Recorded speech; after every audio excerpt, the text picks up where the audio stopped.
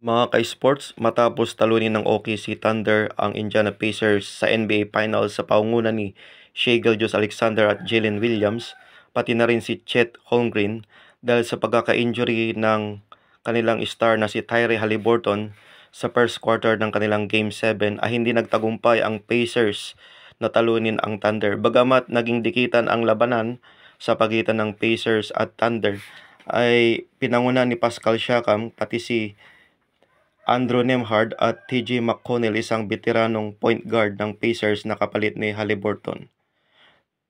Subalit naging consistent ang OKC Thunder sa kanilang depensa at opensa kaya hindi nagtagumpay ang Indiana Pacers. Nagtapos ang laban ng Pacers sa score na 103-91, panalo ang OKC. Tinanghal na Finals MVP si Shai Gilgeous-Alexander na may 29 points, 5 rebounds at 12 assists. Samantalang sa Pacers, ang nanguna ay si Pascal Siakam na may 16 points.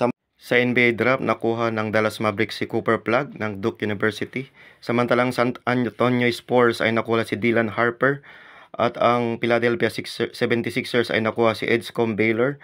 Ang fourth pick naman ay nakuha ng Charlotte Hornets na si Con Caulfield at ang fifth pick ay nakuha ng Utah Jazz na si Ace Bailey. Samantalang Los Angeles Lakers ay nakuha si Ado Tero na isang 45th pick kapalit ng kanilang 55th pick na galing sa Arkansas. Ito ay kasing katulad ni LeBron James na magaling sa opensa at depensa, na siyang makakatulong ni Luka Doncic at LeBron James sa pakikipagtunggali sa ibang kupunan, lalo na sa opensa at depensa. Samantalang si Austin Reeves ay hindi na nag-renew ng kanyang kontrata sa Lakers na inalok sa kanya ng kupunan. Samantalang si Dorian Finney-Smith at LeBron James ay magiging free agent na, kahit si Jordan Goodwin at Jackson Hayes at Markieff Morris ay magiging free agent na sa off-season.